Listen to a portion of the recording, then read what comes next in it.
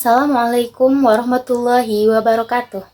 Saya Safira Winiwardati akan membahas tentang memahami konsep hak dan kewajiban suami istri yang materinya yaitu pengertian hak dan kewajiban suami terhadap istri, hak dan kewajiban istri terhadap suami, pengasuhan dan pendidikan anak, dan yang terakhir yaitu kasus di masyarakat. Yang pertama yaitu pengertian hak.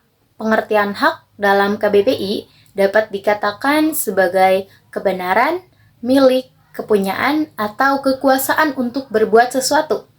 Namun yang dimaksud di sini adalah tindakan yang bersifat legal dan tidak menyalahi dari undang-undang yang berlaku, yaitu UUD 1945 dan juga Pancasila.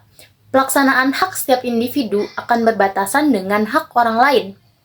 Harus berjalan beriringan agar tidak terjadi benturan dan juga gesekan. Hidup berdampingan menuntut setiap individu untuk paham mengenai hak orang yang hidup berdampingan. Faktor yang dapat mempengaruhi perkembangan konsep pribadi tentang hak antara lain hubungan sosial, orang tua, kebudayaan, dan informasi. Hak manusiawi mengacu pada hak-hak istimewa dari semua manusia. Misalnya, mengekspresikan perasaan, hak istimewa, perasaan iba, simpati, inteligensi, dan pemikiran. Yang selanjutnya yaitu pengertian kewajiban. Menurut KBBI, arti kewajiban adalah sesuatu yang diwajibkan atau sesuatu yang harus dilaksanakan. Menurut George Nathaniel Curzon, pada dasarnya, kewajiban dapat dikelompokkan menjadi beberapa jenis, yaitu kewajiban mutlak, kewajiban publik, kewajiban positif dan negatif, kewajiban umum dan khusus, dan kewajiban primer. Yang pertama yaitu kewajiban mutlak. Kewajiban mutlak adalah kewajiban seseorang terhadap dirinya sendiri dan tidak berhubungan dengan hak dan tidak mutlak melibatkan hak di pihak lain. Yang kedua yaitu kewajiban publik. Kewajiban publik adalah kewajiban yang berhubungan dengan hak-hak publik. Misalnya, kewajiban untuk patuh terhadap peraturan dan hukum pidana. Kewajiban yang ketiga yaitu kewajiban positif dan negatif. Ini adalah kewajiban yang mengharuskan seseorang untuk melakukan atau tidak untuk melakukan sesuatu. Yang keempat yaitu kewajiban umum dan khusus. Kewajiban umum atau universal adalah kewajiban yang ditujukan kepada seluruh warga negara secara umum. Sedangkan kewajiban khusus ditujukan kepada golongan tertentu, bidang hukum tertentu, atau perjanjian. Kewajiban yang terakhir yaitu kewajiban primer. Kewajiban primer dapat timbul dari tindakan yang tidak melawan hukum. Misalnya, kewajiban untuk tidak mencemarkan nama baik dan kewajiban yang sifatnya memberikan sanksi. Materi yang selanjutnya yaitu hak dan kewajiban suami. Untuk hak, di antara beberapa hak suami terhadap istrinya yang paling pokok adalah yang pertama, ditaati dalam hal-hal yang tidak maksiat. Yang kedua, istri menjaga dirinya sendiri dan harta suami. Yang ketiga, menjauhkan diri dari mencampur sesuatu yang dapat menyusahkan suami. Yang keempat, tidak bermuka masam di hadapan suami. Yang kelima, tidak menunjukkan keadaan yang tidak disenangi. Untuk kewajibannya, yang pertama ada kewajiban yang bersifat materi yang disebut nafkah. Yang kedua yaitu kewajiban yang tidak bersifat materi. Kewajiban yang pertama yaitu kewajiban yang bersifat materi yang disebut nafkah.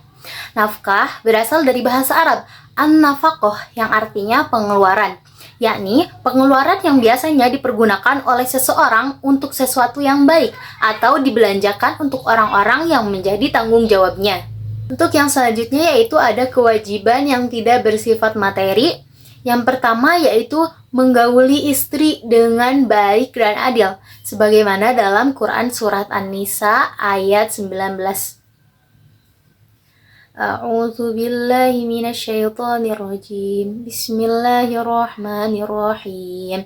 Ya ayyuhalladzina amanu la yahillu lakum an tatirun nisaa karha wa la ta'duluhunna litadhhabu bi ba'di ma ataitumuhunna illa an ya'tiyana bi fahishatin mubayyinah wa 'ashiruhunna bil ma'ruf fa in karihtumuhunna fa 'asa an takrahu syai'aw wa yaj'alullaha fihi khairan katsira. Yang artinya, wahai orang-orang yang beriman, tidak halal bagi kamu mewarisi perempuan dengan jalan paksa, dan janganlah kamu menyusahkan mereka karena hendak mengambil kembali sebagian dari apa yang telah kamu berikan kepadanya. Kecuali apabila mereka melakukan perbuatan keji yang nyata, dan bergaulah dengan mereka menurut cara yang patut. Jika kamu tidak menyukai mereka, maka bersabarlah, karena boleh jadi kamu tidak menyukai sesuatu, padahal Allah menjadikan kebaikan yang banyak padanya. Yang kedua yaitu mewujudkan kehidupan perkawinan yang diharapkan oleh Allah untuk terwujud, yaitu sakinah, mawadah, warohmah. Yang ketiga yaitu mendidik istri. Dalam hadis Bukhari yang artinya, saling bernasihatlah kalian semua untuk kebaikan perempuan, karena sesungguhnya perempuan itu diciptakan dari tulang rusuk, dan sesungguhnya bagian yang paling bengkok dari tulang rusuk adalah atasnya.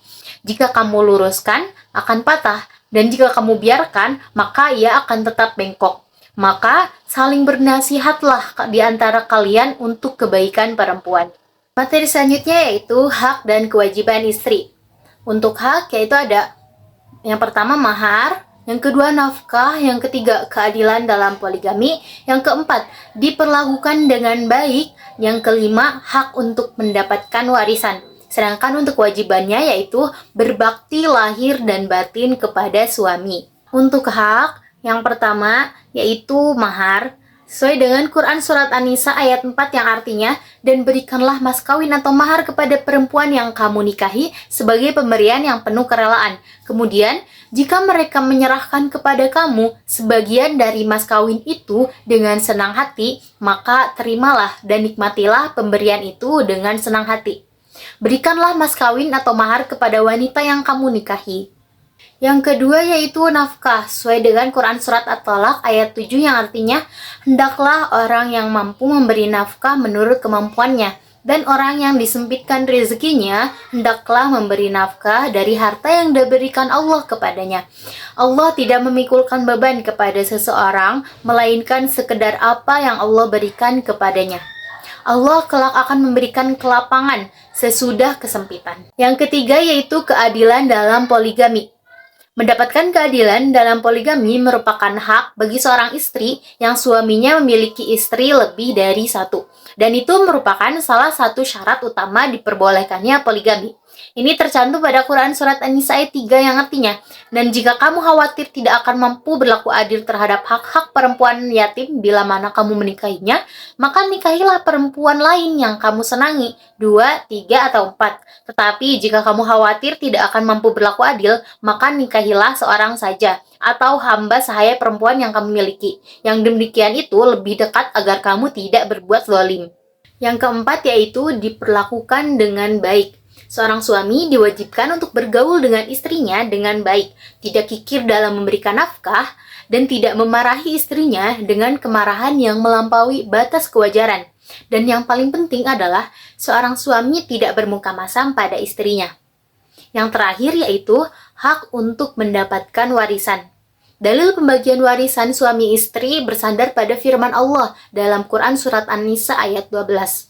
Dalam hal ini, besaran warisan mempertimbangkan ada dan tidak adanya anak. Muhammad Jawad Mughniya menjelaskan dalam kitab Al-Fiqh ala Al-Madzahib Al-Khomsah, para ulama mazhab sepakat bahwa bagian tetap Al-Furud yang ditetapkan dalam kitabullah dan jumlahnya ada 6, yakni 1/2, 1/4, 1/8, 2/3, 1/3, dan 1/6.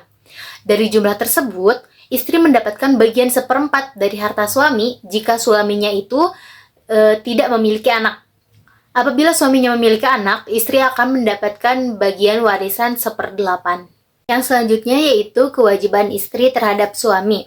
Adapun kewajiban istri yang dalam Undang-Undang Perkawinan, pada pasal 34 ayat 2 dalam kompilasi diatur lebih lanjut dalam pasal 83 yang berbunyi, 1.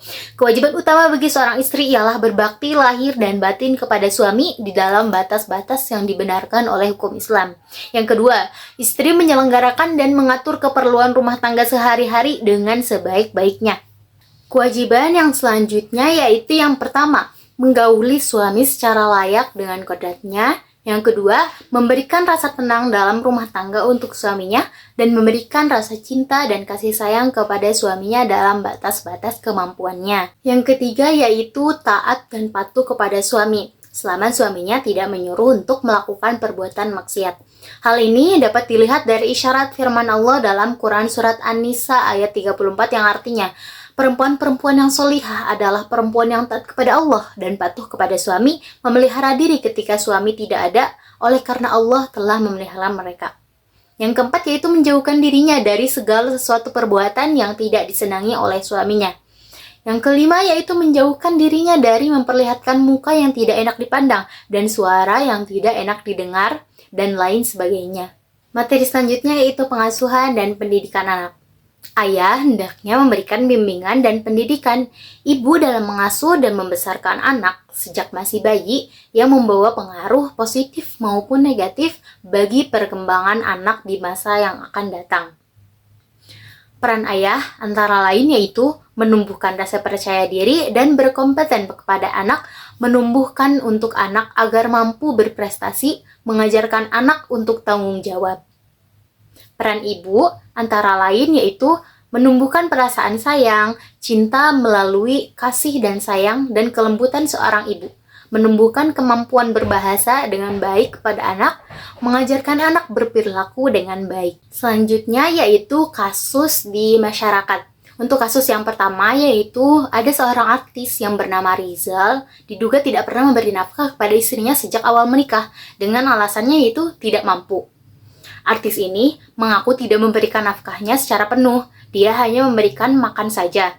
Untuk keperluan lain tidak. Bahkan dia pernah berlaku kasar kepada istrinya. Hal ini tentunya sudah melanggar ya hak istri dan juga kewajiban suami. Dalam laporan istrinya, si suami ini dikenakan pasal 5 huruf A junto pasal 44 ayat 1 dan pasal 8 huruf A junto pasal 46 Undang-Undang Nomor 23 Tahun 2014 tentang penghapusan KDRT dengan ancaman pidana penjara maksimal 15 tahun.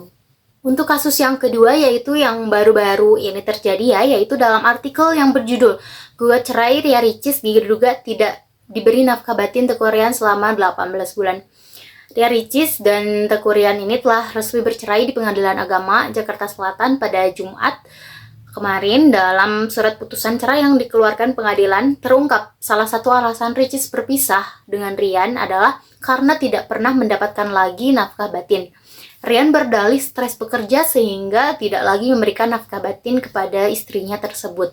Adapun pendapat ulama tentang kasus tadi yaitu menurut Buya Yahya, suami yang tidak memberikan nafkah batin kepada istri padahal dia mampu itu termasuk tindakan zalim.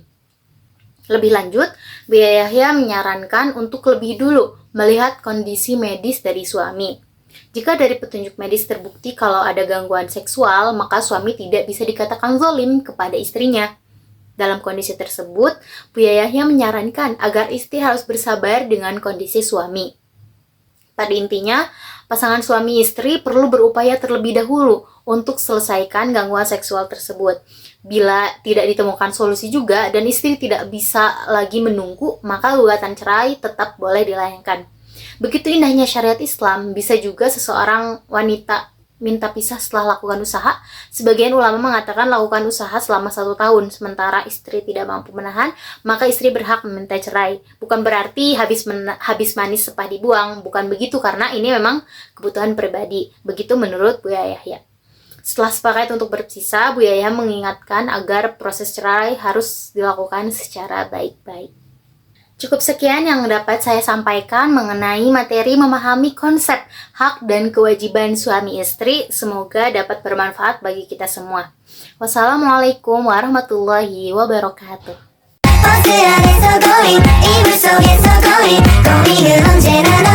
going